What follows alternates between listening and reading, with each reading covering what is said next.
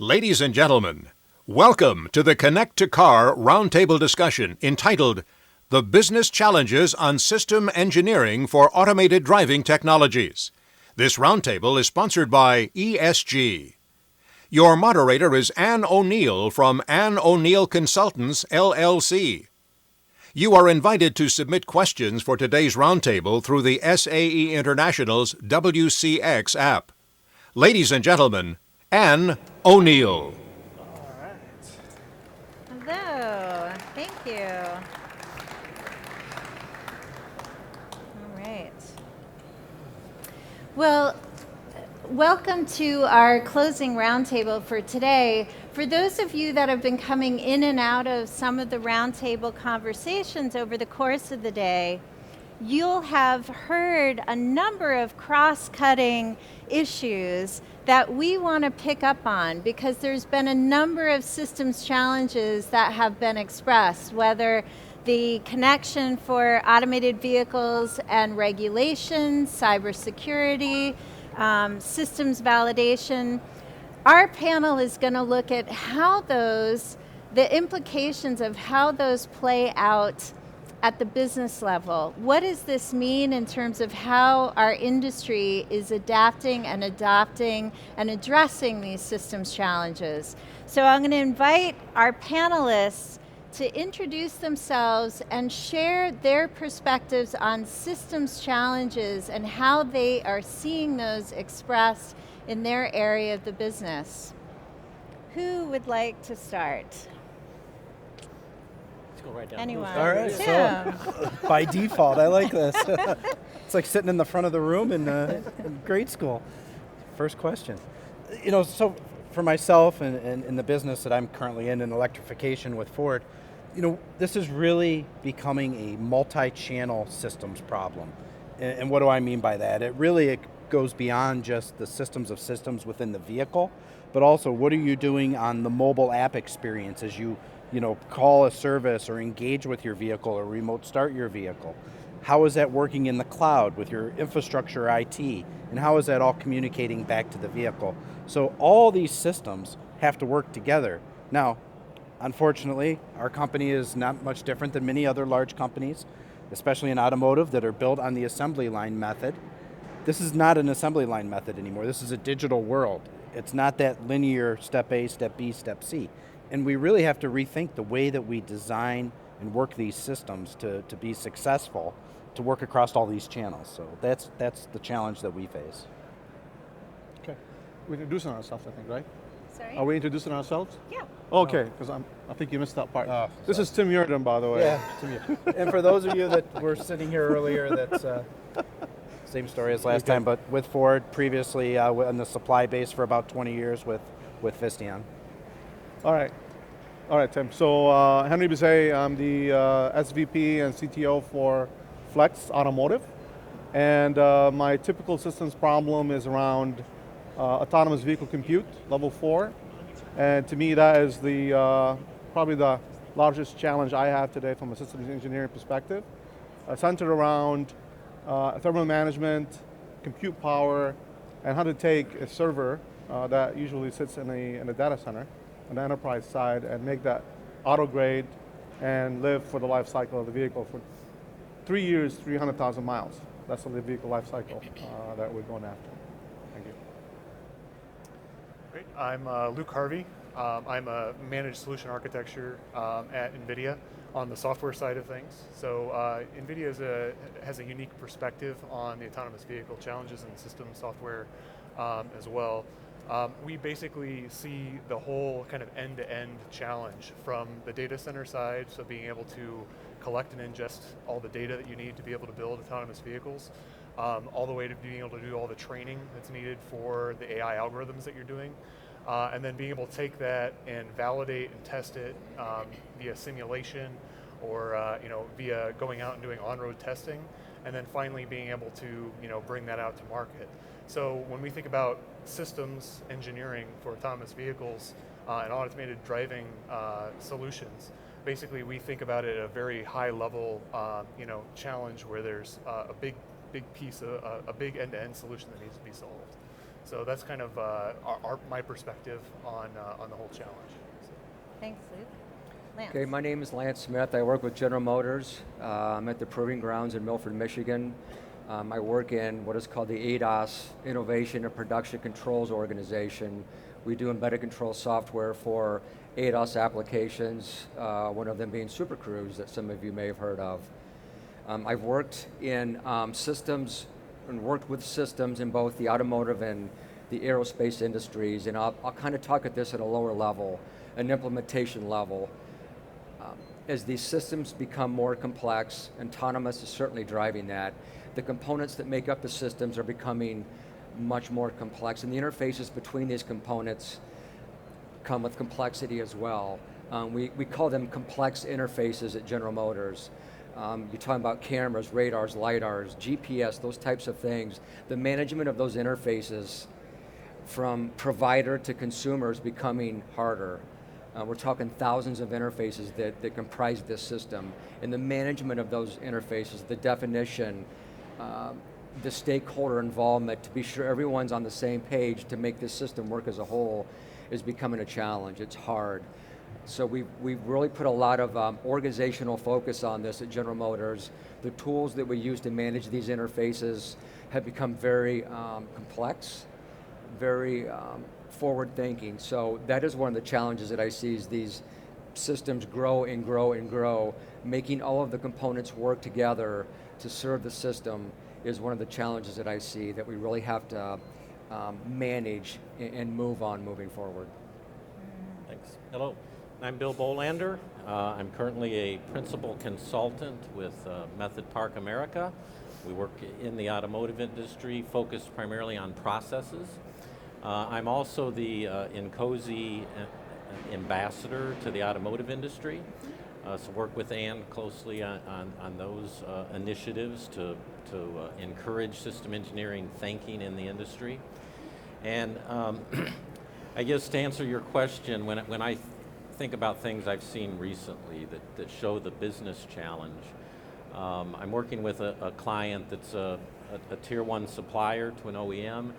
They have a complex system they have to supply. It includes components on the vehicle as well as back-end servers to provide services to the vehicle. And while both of those entities have good relationships with their OEM to understand the requirements for their subsystems, when they build these and put them together, they're having challenges that they don't work.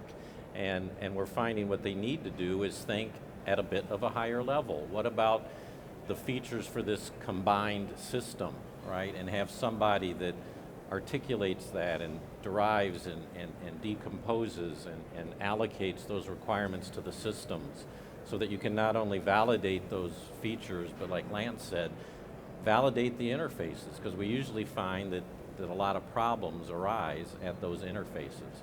So how do we build really this system engineering thinking in organizations that, you know, many of these organizations have been around for 100 years now and traditionally very focused on parts, right? And not on the big system.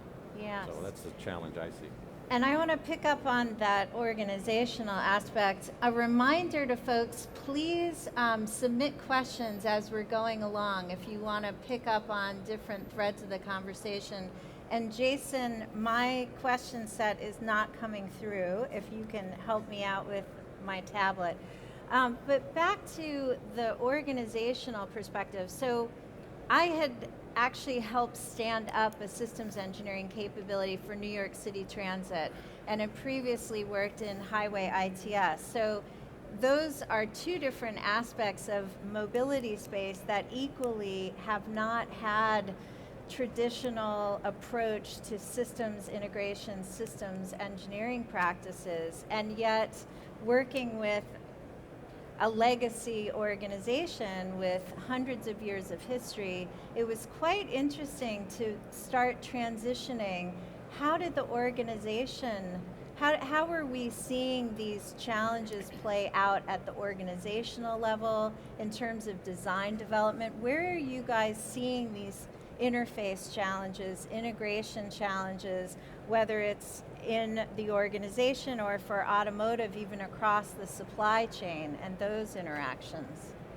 I can try this. I think what I've seen in the past was the types of systems roles that we're talking about, it was always part of somebody's job. Now we're seeing the shift to organizational focus on just that, right? Whereas before it was, well, I'll do it 2 hours out of every day. Now it's becoming full-time jobs, and we're seeing organizations set up in the system space to take on this work as a whole.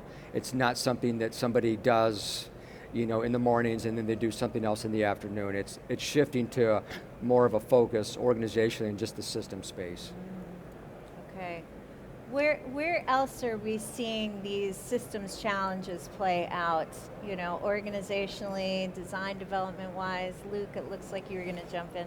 Well, yeah, I was just going to mention that one of the challenges that a lot of us have is kind of compartmentalizing kind of our focus and what we're looking at. So we're trying to solve a specific challenge that we have that we're meeting today, but trying to kind of step back and try to identify that there's a larger system challenge here, or that maybe just solving my specific problem isn't going to, is only fixing one interface, but really it's going to cause other problems with the rest of it. So really from a management perspective, you really need to step back and basically try to identify and look at the larger picture and just see, where are areas that need some increase in efficiency and some more attention, creating a systems engineering group.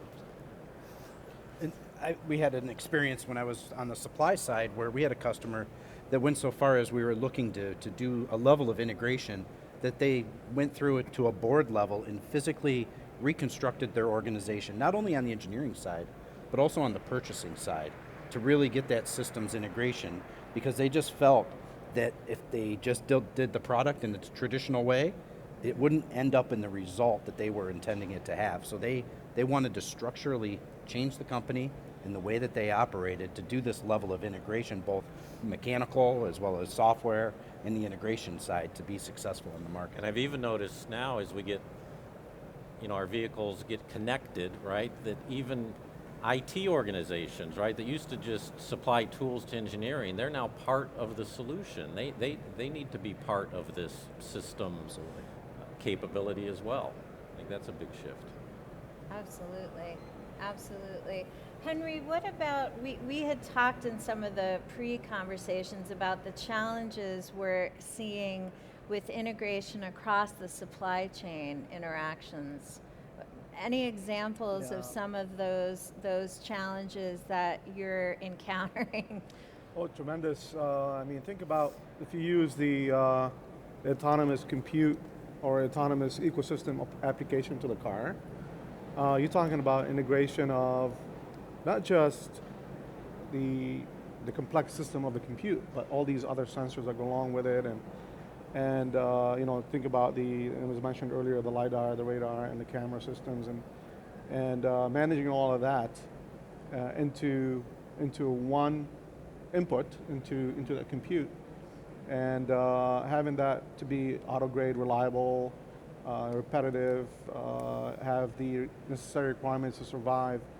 One customer has taken the approach to be the orchestrator, for example, right? And so the hardware comes from one place, the software comes from another place, the integration comes from a third place, and the OEM may have taken the role of integrating, or also maybe relying on another third party to do the integration. So it tells you that the integration part is probably the most difficult part in the whole equation. Hardware development has hardware development. Software development is software development. But bringing it all together, I think, is the big job. And so we've seen various examples of customers trying to do that themselves. We've seen it being outsourced. We've seen it kind of a hybrid approach. And so it is definitely a major challenge in terms of doing it right, because at the end of the day, that's your filter, and this is where the rubber is going to hit the road with no issues. Yeah. What about from a design development standpoint? So where are we seeing challenges either anticipating and organizing ourselves to plan for these interfaces Lance, you were talking about that. Luke, you've brought up issues around thinking through the architecture end to end. How are, when we've got multiple players making varied contributions, you know, who's keeping that overarching life cycle perspective around you know, some of the architecture aspects. So I'm thinking about where these challenges are starting to crop up in terms of the design development. And even too, as some of our earlier panels have talked about numerous times, time to market cycles, right? That keeps getting faster, we get pushed for that, and yet there's a lot of dynamics that we're chasing and orchestrating and organizing in this systems of systems world, to pull Tim's earlier term. Yeah, I think that one thing that Tim mentioned earlier was bringing in like IT into the design cycle now. When we start bringing AI into you know, our vehicles as well, you need to be able to have some kind of mechanism to go gather data, collect data. You have to be able to manage all those vehicles, and you have to have some system in place to be able to take all that data that you've collected, ingest it into some IT data center. And now all this IT data center and management of this massive amount of data is now part of the design cycle and part of your finished product. So we've basically had to look at this at a system level and come up with basically an engineering solution that can ingest data that's collected from our data collection vehicles, take that, be able to manage that data actively in our data center, and then be able to train neural networks to be able to do things like perception, object classification, detection, and do all that engineering work basically in the IT center, and then be able to go simulate that also with the IT, but then bring that out and drive. So, you know, now we've taken that, we've validated it in a simulation platform, then go out and deploy that, do inference, and actually drive a car based on that data. And then create this closed loop system. It just requires an immense level of system engineering to be able to sit back and define how this flow is going to work. So, I was going to say that the challenge there is that if you, again, I'll go back to what I said earlier, is that certain OEMs are hesitant to outsource the entire solution, right? Especially for mission critical systems, even though they exist out there. There's a lot of beautiful solutions out there, there's no doubt about it, but you know, putting your eggs in that one basket kind of takes out that level of control over your destiny, your cost, your technology roadmap, and so sometimes you have to be very careful on how much you want to offer on the plate in terms of the solution, because in many cases, even though the solution might be there, there's other reasons where it will preclude you from taking the entire solution as a system. So it is just one point I want to kind of add, because it is important we see that. There's also the dynamics of the market and the control over your destiny as an OEM, I think is something to be mentioned. Yeah. So I know for myself, for the last 2 to 3 years, I feel like I've been back at school. Yeah. We talked about, you know, I'm a mechanical guy that's lived in the software and electronics world most of my career, so that's a problem right there to begin with. But, you know, then starting to understand the IT side of it, and then I have to understand the mobile app side of it, and you know, and then the embedded side, and you get 3 architects together, and they're all speaking 3 different languages, and you're trying to agree upon how this is all going to work. And it just goes layer, and then you start talking about canned messaging, and then the embedded or the app people are like, why does it matter? And you know, you just go back and forth, and the cost, the system's cost of managing that layer, which you know most of us, you know, we see that as invisible. It's a cost of doing business, but we have to get more efficient at that, because that leads to the speed at which we can bring these solutions to market, because many of these solutions go across many of these domains or areas. And the more we all understand this language of everybody's point of view, the faster we'll be able to do this, the better products we'll make, and the better we'll be as an industry. I think also, you know, the skill set that you need to do, the type of work that you described, the back office, the data that we're just getting barraged with, the recruiting of talent in the automotive sector is changing, right? The traditional mechanical engineers, now we're looking at computer scientists, mathematicians, those types of people, statisticians. this new skill set is introducing itself into the autonomous world in the automotive sector. It's kind of fun to watch, and being one of those, it's kind of gone full circle with me. I was a computer science guy a long time ago, and now we're starting to see that background really coming to the front of the recruitment activities, and those are the types of people, the schools even, the Carnegie Mellons, those types of software scientists, right? We're really starting to recruit those types of schools. We still recruit the traditional mechanicals and electricals, but now we're seeing a different breed of people that we're going after because of all the neural nets, the AI, this trend that we're seeing in the automotive business. I think you're seeing some impact directly in that too, with some of the startups and acquisitions that are happening in this space as well.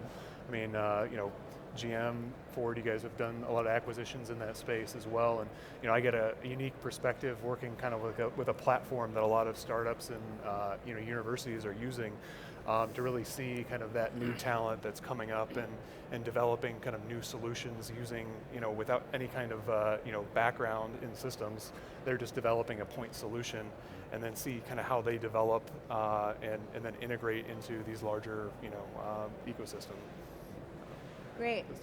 Thank you guys. I think this is starting to hopefully paint a pretty good picture for the different aspects of systems challenges and how these are starting to play out for us at the business level, at the supply chain interaction level. And what I want to invite our group to now think about, if we were to start evolving towards a future in which systems capabilities, systems practices were being adopted, were played out and leveraged on an ongoing basis, what would that future look like, right? So what kind of changes would we be seeing in some of these different areas? And you guys are picking up, so the analog to a lot of these challenges, whether it's capability in workforce, organizational structure, development practices.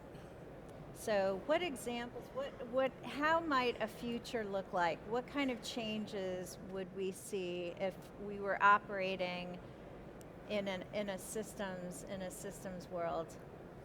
Well, I'll come back to this organizational question, and it's interesting. Lance mentioned about, are we really going to create make system engineering a first-class citizen in our organization, right? Is it an organizational entity with job titles and job responsibilities, or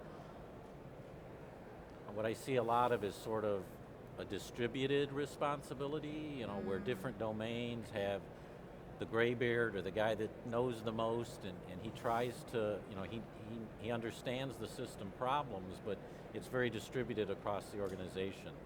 So you don't have common processes and tools, and there's not a good focus on the discipline of system engineering. So I guess I'd like to see that more put in place as a formal entity in the organization, and maybe that's starting to happen. You mentioned it is at GM. It is, and it came out of necessity, but Bill's right. I think, is it distributed or is it centralized? And I think being centralized is the right way. That's my opinion. We're seeing it prove out in various companies, GM to be one. It's just something that is no longer a part-time job. These systems demand full attention. And as we keep adding, and now autonomous is coming into the picture, these components that we're dealing with now are very complex and non-binary. And I think it takes a focused systems engineering organization to really try to be the control tower for a lot of this stuff. If I can add, I think the activity of systems cannot be an in-series activity that at a point in time in the process, it gets handed over to the systems engineering group so they can do something, right? It has to be at a minimum a parallel process going along, and it really has to be embedded within each and every person that is responsible for development, especially the complexity of where we're headed in technology, and like the architect level. There's hardware architects, there's software architects. well, is there a systems architect, right? So it just now needs to start thinking beyond, this in series in which product development process, we used to develop the vehicle and at the end of the day give it to the system engineering team to validate it so that way it can go into job one. That's how it used to be. With this technology and this complexity that we're faced with, autonomous and what have you, it has to be job one, actually is that. Step zero is to have a system engineering hat on, whether by the people responsible or the activity working together with the component engineering or the architects to make sure that it's a system approach. And I use the example of the compute again, because if you see the compute architecture today, raw data is coming in from the sensors. And right now, the heavy lifting is on the compute platform, on the compute hardware, whether it's CPU, GPU, what have you. But and they have to be running at such high tops. The thermal management, we have to liquid cool these products. This is not sustainable. That's not really how it should be. We need to think of it from a systems perspective, where considering edge computing, where the sensors are, and offloading that compute capability outside the box. And to me, that is an example of like systems thinking, because now you're looking at it as a system and distributing that compute in a systems way rather than, okay, let's bring it all in raw, let's compute it, let's make it run so hot, let's liquid cool it. And to me, that's not sustainable. So I agree with that, and I think the other thing we have to start thinking about is beyond job one. Many of these experiences, many of these products now are going to have a life beyond job one through over-the-air updates, through feature enhancements. A lot of these, when you peel it back, are digital solutions and digital experiences that will only evolve and get better. And it's not just about that vehicle job one, it might be an entire platform or an entire OEM, and it's just not the way we tend to think in the industry. We usually think job one and done, we're off to a new position, a new job, okay, let's resource the supplier. And we really need to rethink how we're managing this much more as software companies and platforms would be managed versus just get the product out the door. It's a different mindset. Yeah, so a couple great points to pick up on. As I've been watching infrastructure sectors start to transition and pivot to incorporate systems practices, systems capability, we are seeing this both ands aspect where we need to have a focus for a role with the responsibility, the expertise, the capacity to do this systems level, really bring this discipline and focus, both sort of earlier in the life cycle, but as is being brought out throughout the life cycle and as these architectures and digital platforms evolve. But to Henry's point, which is important, we need this systems approach and this systems thinking capacity to get adopted across the workforce, because we're all fundamentally contributing in a way to a bigger whole. So we can't be just looking at our contribution in isolation, because it isn't working in isolation anymore. There's way too many levels of integration to make that practical. To take us forward, actually, this idea around thinking about how our design and product development or even services is going to evolve, maybe let's think about that a bit, right? So there's again this context of, do we need to be thinking about the integrated whole, the integrated performance and outcomes at an earlier stage than we have traditionally? But then also maybe picking up on this idea of Tim's, that we're not necessarily starting from scratch a whole new product development cycle from day zero, or from the start. It will evolve. We may be looking at more of like a platform that's iterating. So thoughts about what would this future in a where systems practices are really getting adapted, what would that look like? What would the design development differences look like? Any thoughts there?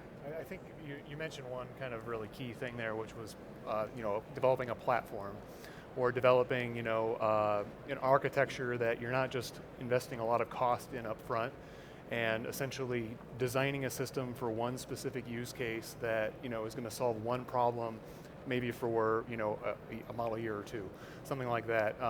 The amount of cost, the software cost, the system cost that you need to be able to develop just a point solution is just too high. You need to be able to have some flexibility in your platform so that you can get more, more bang for your buck as far as your deployments go. But one of the challenges that we have now with autonomous specifically is that we're now managing, tons of data. We're managing tons of sensors that are being ingested into the platform. Right now, companies are doing R&D right now. They don't exactly know exactly how much compute they're going to need. They don't know exactly which sensors, exactly what the definition of those sensors are going to be. So if you're trying to develop a solution today to something, you're trying to chase some goal out there and put something into production that you don't really know exactly what the definitions and the requirements are going to be for, you then have to make sure that you have a flexible platform, you have enough compute potentially for the future as well. And it comes down to having things like OTA updates. So you're going to be able to ship some capability today. You don't want your platform to be limited because it's been designed for a specific purpose, and it's so specific that you can't really expand that area of what it's designed intended to do. And flexible doesn't mean more powerful and more bigger CPU or GPU, right? Flexible is you're trying to distribute as much as you can that compute, right? Because you can't lock yourself in. You're at the mercy of the CPU company, right? Or the GPU company. And those folks, great companies, are focused on the consumer space. That's where they make their money. So automotive is not really a priority.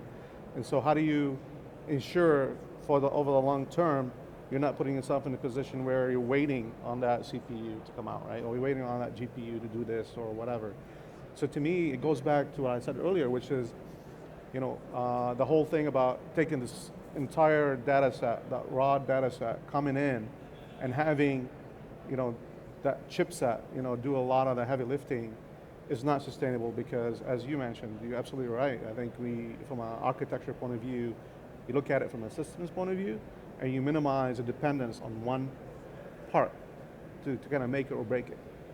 And so how you do that, you distribute it. And so I think it really builds on what you said. So it is really a challenge, I think, for the long term as we address this issue of how much compute is needed. Is this something that is flexible, scalable down the road? And it's a big question. Another part of the flexibility sort of has to do with our mindset. I mean, it used to be that the vehicle was our system, right? If you were going to scope it, it was clear. We're responsible for this Clear vehicle. boundaries. Yeah, and that's just completely changing now, right? We connect these vehicles to the internet. What we call systems of systems now, right? We have no idea or control over what might happen in the future, what other people might do with this data or information. Yeah. So how do we begin to manage that even larger system, right? You talk about infrastructure and stuff, right? The vehicle is now becoming part of a mobility ecosystem. How do we manage that? Yeah, nobody 10 years ago thought you'd be popping your trunk remotely for Amazon to put a package Yeah, in. So right. We don't know today what Hopefully the features we're going to need tomorrow. So how do we plan the flexibility to handle that? Yeah. I guess I do have a question. Can I ask a question? I Yeah. want to answer on NVIDIA. Sure.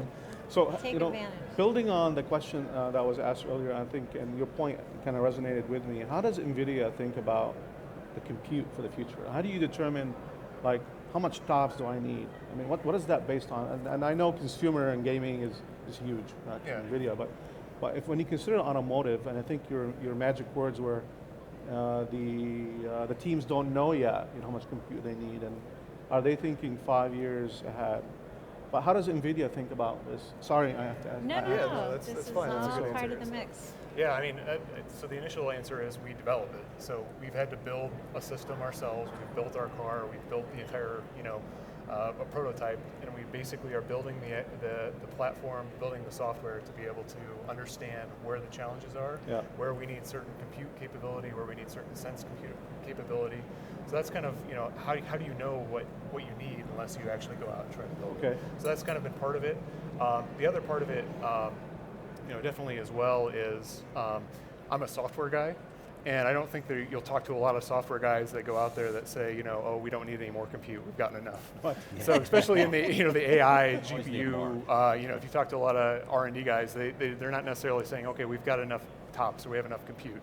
So that's driving a lot of that, and as the feature sets evolve and we get more and more heavy feature sets, new features get added, this is going to add to the compute requirements.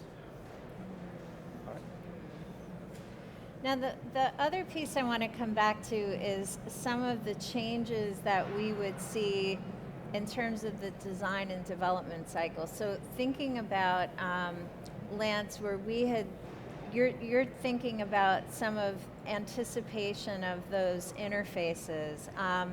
If we were to start, what would you see happening earlier that is not necessarily already happening if we were to be taking much more of a systems approach? If we had, a systems group that was responsible, say, for the feature sets? I think one of the common mistakes that I've seen when we talk about systems is you've got teams of people working on this thing as a whole, whatever it is, and they tend to jump in. If you go back upstream, in the perfect world, at least as I see it, is the definition of use cases. What is it that this thing has to do? And too often, teams of people leap past that, start building their piece of the pie, and when it comes time to put it all together, it doesn't work.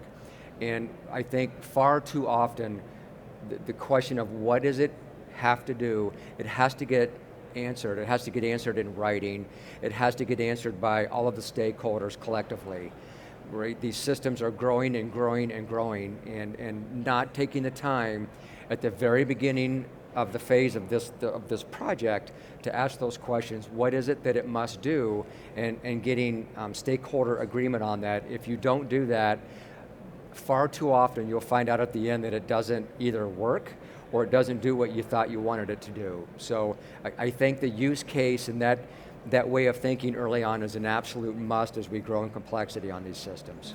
And it's not just the functional requirements, but it really needs to include the requirements for the interfaces, right? If I'm going to produce data, I need to know who consumes it and what their requirements are. And if I'm going to use some data, I better understand those things, right?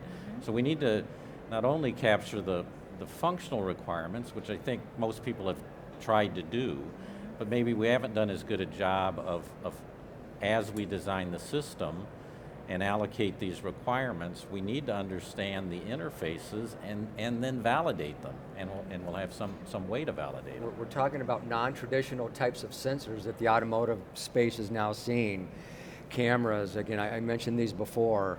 20 years ago, we didn't have those, and now we do, and the signals coming from these sensors, they're very complex. They're not discrete, they're not a 1 or a 0.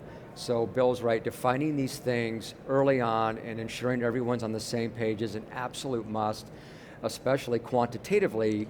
You're looking in the thousands of these interfaces on a vehicle, and it adds to the challenge.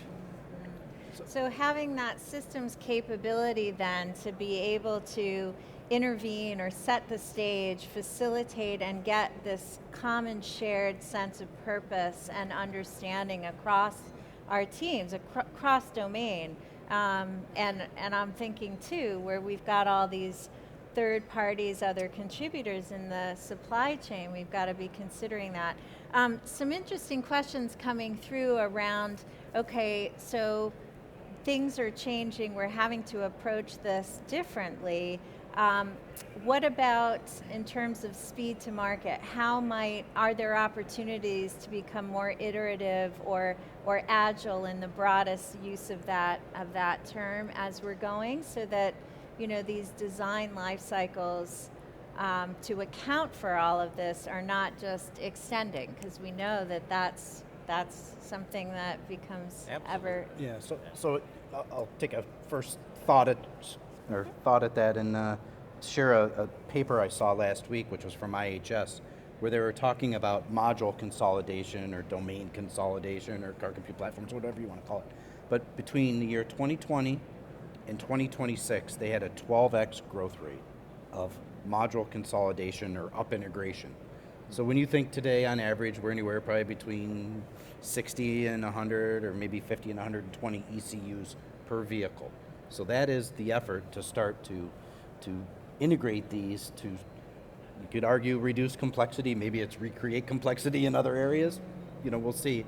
But and you think of the proxy to that, or the parallel to that would be all these other modules, those other 80 that are still in flight, that we're engineering, resourcing, and managing end of life. So it's somewhere something's got to give. So as we consolidate maybe the vehicle problem, we now grow the IT problem for AV, EV, we grow the mobile problem.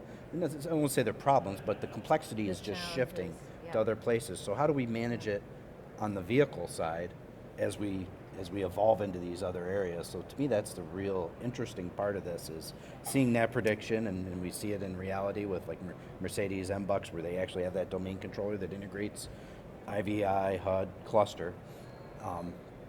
But also other parts of the vehicle that start to do this to manage that complexity, and then it helps the software, the over-the-air updates, all these things start to come together, which hopefully reduces some of that overhead burden that we all have to manage.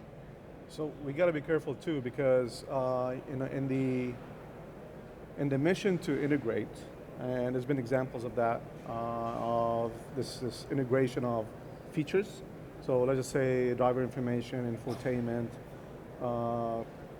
coming together under one system, if you will, in which has caused to certain OEMs some problems, because the execution, it falls on the execution, where issues with lag or user experience, or because of the loading on the centralized application.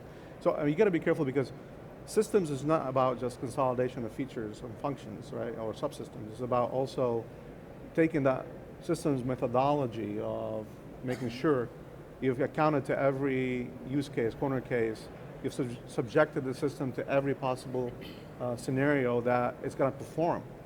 And because there's been examples of that, real examples of that in the past, in which consolidation or systems combination has caused actually issues. So it's something to be also mindful of in terms of the thinking about that. Yeah. Oh, go ahead, Bill. I want to add something. Sure, please. The question you mentioned, agile methods and system engineering, and I think that's a good question, because we usually think about system engineering in this V model, right? That's very maybe waterfallish, right? Yeah. And we've seen great progress, and there are great benefits to some of the agile principles that can really help us. And rather than spend years getting all the requirements right before we then architect something and implement it, there are ways to bring in these agile methods so that we do some of the requirements and get something out there now, right? And we don't try to 3 years before production nail everything down. We're going to build and More add to iterative over time, development. do the iterative development. It can absolutely be done, and it's being done. Yeah. In fact, one of the questions coming in was, how are other industries that have this time to market pressures, yet the complexity and the integration across supply chain, managing some of this? And I think what you're bringing out, Bill, I want to reinforce, because certainly if we look at like medical devices, some of the consumer electronics, aviation sector, I mean, You never had that in public transportation. there are varied examples, but we're having to do that because there's an increasing push across infrastructure to deliver even on big capital programs. People don't want to wait years for that new station, that new extension, of a metro line. And so there's a lot of adapting that I think as we are starting to apply systems engineering practices and techniques in more diverse domains like automotive, increasingly other parts of mobility and infrastructure, we need to actually start looking at how we adapt to suit our business needs, business models, and the evolving nature of them, certainly with autonomous. With autonomous, I don't know, I find it, time to market is important, but you're deploying a technology that has high risk, ASIL-D requirements, safety, lives are at stake. You could definitely, can never shortcut that one, right? So we never do that. But it's not about the time it takes, it's the methodology, right? It's the methodology utilized. And it's always going to be around that first deployment, and it's going to be the biggest challenge, that mountain to climb. A lot of unknowns, right? Everybody's learning along the way. It's not going to be the perfect architecture, it's going to be over-engineered. It's going to have too much of everything, and that's because nobody knows. But I think to circumvent that it's going to be tough, because there are companies out there, by the way, that would, right? And they declare they have self-autonomous, self-driving software, right? I'm not going to mention who they are, but it is a responsibility, I think, and to make declarations about what type of product you have. At the end of the day, you're putting a human in that vehicle, and the implications are unacceptable even for one thing gone wrong. And so my perspective on it is that you can never shortcut the development when it comes to these. But on the other side, if we consider infotainment, if we consider non-safety or mission-critical systems, the industry has really evolved tremendously in terms of creating standard frameworks, utilizing Geneva, for example, or some other software frameworks, right, to speed up the process, because you cannot mirror that development process to what you do normally 3-4 years. That doesn't work. So there's been definitely evolution on there.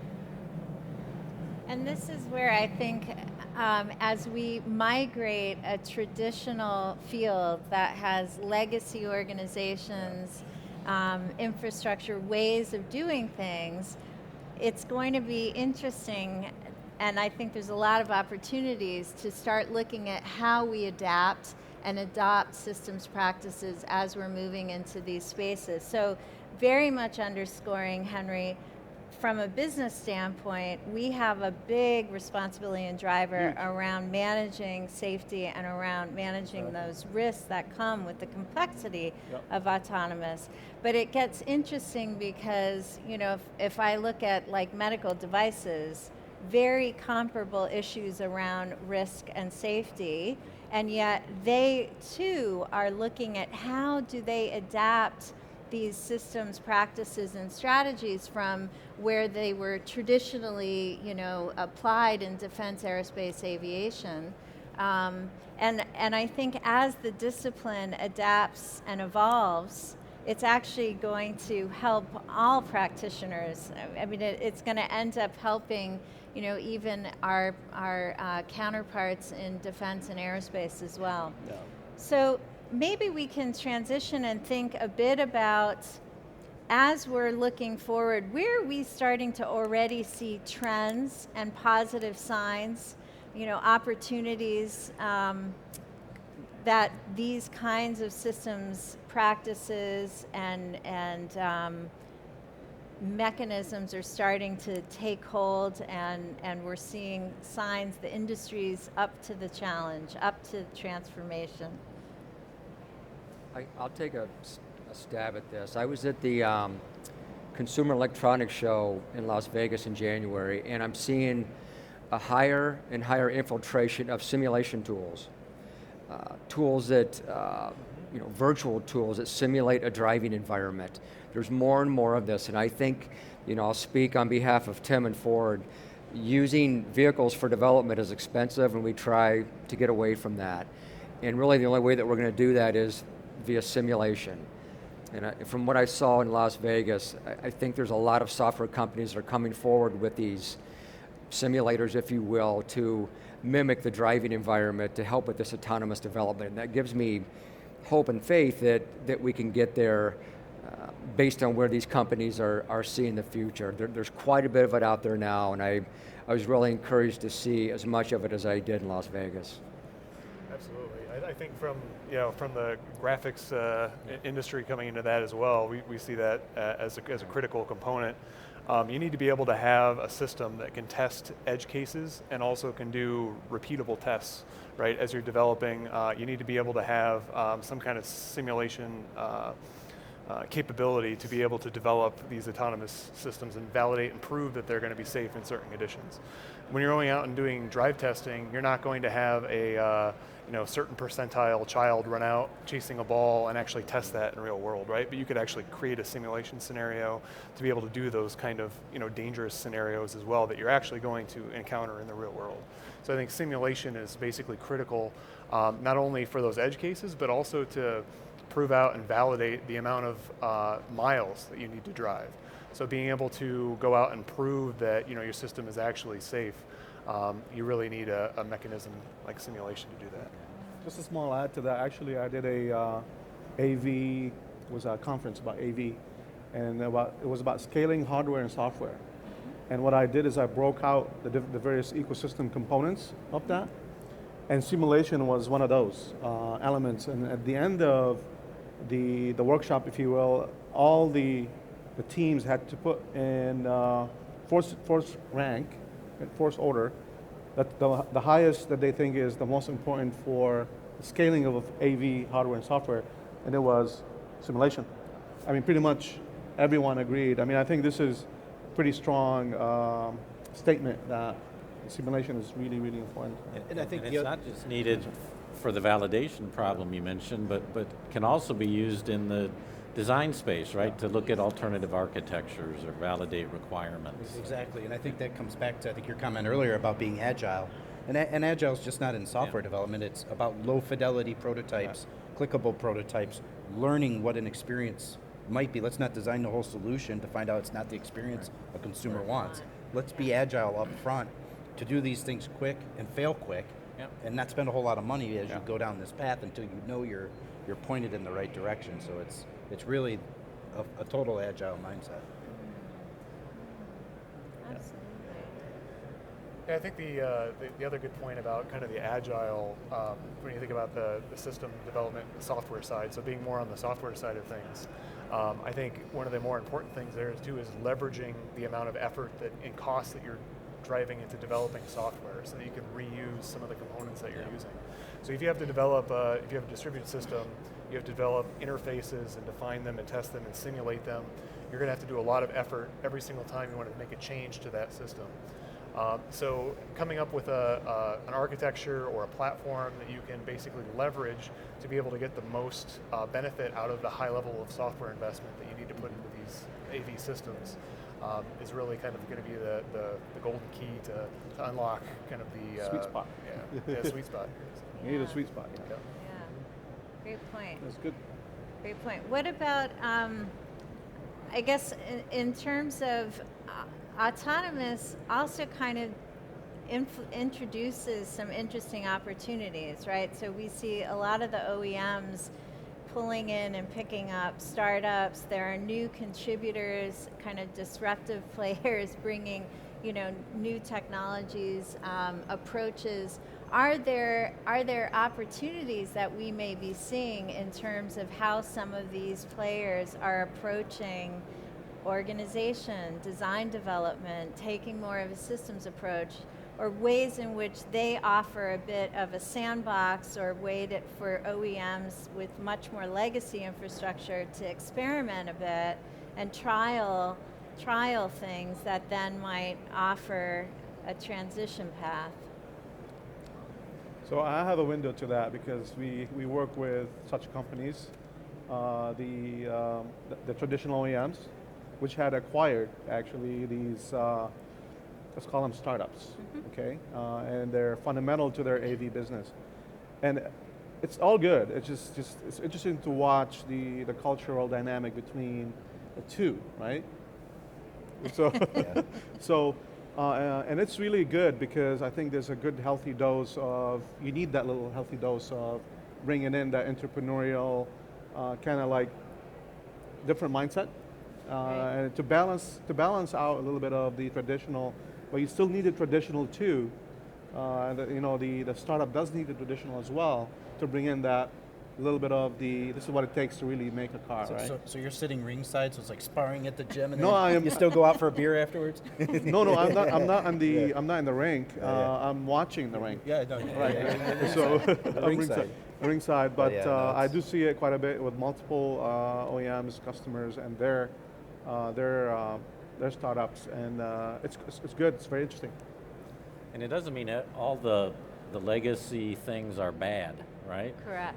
A lot of what we've done traditionally to validate and build millions of a product and do it with quality over time, that's still important stuff, right? And it's got to be safe, and a lot of these new players maybe don't have that You're experience. absolutely right. And I think Yeah. that really comes back to everybody really being open to learning on both sides. Yeah, Because yeah, if you have a point of view that's, oh, it's got to be this way, we're the startup, Right. or if it's, no, it's got to be the old way because this is the way we've always done it. You have to have this fine balance of teaching and learning and understanding on both sides And of we the can equation. learn across industries, and like you said, right? And work with and collaborate with infrastructure and aerospace and Yeah, defense and medical. absolutely. And it's worth pointing out what's becoming very interesting as I work across more of the mobility ecosystem. We're seeing where, for instance, in the telecom space, there are forums coming together, systems practitioners that are saying, how do we adapt and apply systems practices in terms of communication system infrastructure? Well, that's incredibly important for mobility, connected mobility. Similarly, in terms of the broader transportation industry, we're seeing, signs in the ITS and highway side of the market, so the infrastructure space, public transit space. There's increasing trends around them recognizing the complexity evolving in their spaces as well. And so they're starting to adopt and build up their systems capability. So there may be some useful opportunities to cross-pollinate, compare notes as we're equally, migrating this transition in different parts of mobility. Yeah, I think when acquiring companies, I think some of you guys said it here, I think it's forcing the evolution. Things as simple as meetings and how they're conducted, how long are they? Things even down to that level, I've seen it, where even that is changing. You're bringing in non-traditional manufacturing types of companies and bringing them into this OEM structure, and it brings a whole different light to how we do work on a day-to-day basis, and I've seen it, especially Jim with, say, Cruise, for example. It's been refreshing, and it's helped us evolve and to go faster and to work differently. And I don't know that we could have done it ourselves, but it has certainly shed light on things that we take for granted or do day to day that we're changing on. And it's helping us work differently. And I think it's a must moving forward, especially with how the industry is changing. I agree. It's healthy tension. Yes, it is. Tension. Yep. Absolutely, Yeah, when you start thinking about the ecosystem too with startups, startups have a certain degree of freedom to explore some areas that maybe are certain edge cases that everyone hasn't really focused on yet. But we've basically done a lot of work to try to enable a lot of startups into our platform, into our ecosystem. So we've kind of made our system open, as far as not completely open source, but open so that anyone can come in if they have a better solution than what we've developed as our reference design. They can go in and easily replace that with their own implementation. So that really kind of helps enable the startups. They might have some pedestrian recognition type technology that well, they're not interested in building a car. They want to solve just that problem and bring that. Enabling those kind of startups in the ecosystem is pretty important to creating an entire self-driving vehicle. Mm-hmm. Absolutely. Well, another interesting question that has come in is advice, suggestions on how to help enable this shift organizationally.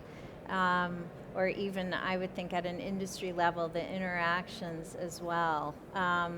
Thoughts about this while you're thinking about your contribution on it. I do want to point out, as Bill was mentioning, there is a growing and strengthening connection between SAE and INCOSE, the Systems Engineering Society, and there's actually been an MOU formed because of the recognition of how important building this systems capability and embedding and strengthening systems practices are becoming. So there's some real increasing collaboration opportunities and forums for that. So if folks are interested, definitely come touch base with myself or Bill as we're going. But this conversation or question that's coming in around how do we start to enable these kinds of shifts organizationally? So Lance, you're kind of speaking to some of how you're observing this, the opportunities that come by getting, organizations that may bring different perspectives on a problem, our approach. I'll stick to my guns on this. You need to shift a lot of the work upstream initially, and at least in my experience, is not, I've worked for different companies, so I'm speaking to all of them. A lot of the focus is downstream, and typically when you get there and you start tying the pieces together, it doesn't go as you would like. You need to shift organizationally the focus upstream early. The use case work that I talked about, the system definition, the tying the pieces together, whether it's on paper, whether it's via simulation, what have you, it's a must that you shift that now. It's forcing the change. These systems are too difficult and complex to worry about it later. You have to do the homework upstream, and failure to do that, you'll pay the price later. It's almost guaranteed. And to add on to that, you can't wait until you have the formula right and everybody in the entire organization aligned. You've got to get a few people, and like riding a bike, you just got to get out there and do it. You're going to fall, you're going to wreck, you got to get up and do it again. And as you go down this path and you go through this journey, you'll realize, oh wow, we should have brought that engineering group in. You know what, we forgot about them. But if you wait to get that all in the box, your program's over by then. You got to just start and get rolling, and it comes back to the agile methodologies of just. One thing that I think's helped build system engineering capability is honestly the growth of software in the vehicle. I mean, now we've got a software engineer, right, director at GM, responsible for much more than software, right? And that perspective has helped, right? So I think the increase and then the elevation of people with a history in software and systems is helping. I have examples actually. So when I joined about a year ago, when I noticed, within my organization that there's a lot of focus on the hardware architecture. So we have hardware architects in my organization, and that's focused on supporting the customer.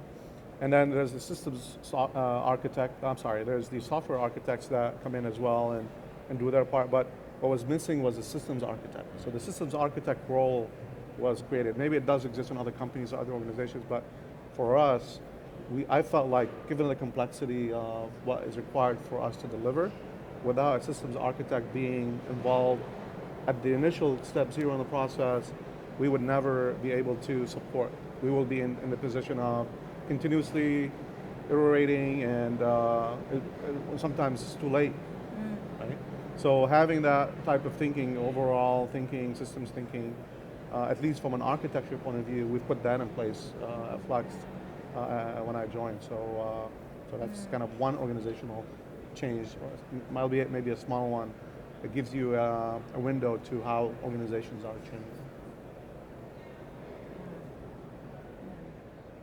I think this incremental jump in, get a foot wet, that I've very much seen as organizations have begun adopting and starting to shift to more of a systems mindset, that really actually helps. And to find initiatives where you can, start early or start incrementing aspects of this, learn from, and Show then value. roll out. Show the value. roll out more broadly, realize those stakeholders that didn't get considered, but just the fact of having the thought about, hey, we need to canvas for the stakeholders. Maybe it's not the same set we've always talked to traditionally, is really key, really key. So I definitely want to emphasize that, Tim. Yep. All right, yes, Lance. I'm sorry, Any other closing thoughts in terms of how the industry might start to move on this journey, how we start to think about developing systems capability? I mean, one of the things I look across infrastructure industries, and as we're increasingly getting industry executives like yourselves more and more so aware of the systems challenges and the need for this expertise, we're kind of creating this huge wave of demands. And yet, back to one of the earlier points I think, Lance, you made in terms of workforce, where are we going to bring in the supply of systems ready, experienced practitioners? So I do think that is going to be something the industry needs to start considering. That would be my number one takeaway, is we need to fill the pipeline. And, on the younger side, I mean, there's a certain percentage that'll be willing to adapt or have that right mindset, but there's others that just want to continue to work on their thing and don't, tell me what the spec is, I don't want to be involved. And, you have to recognize that, and it is what it is, but, how are we really, incubating these things for the future? It goes along together with collaboration and political savvy and all these other things you're never taught that you learn over a career, but we have to get those things instituted earlier. Right.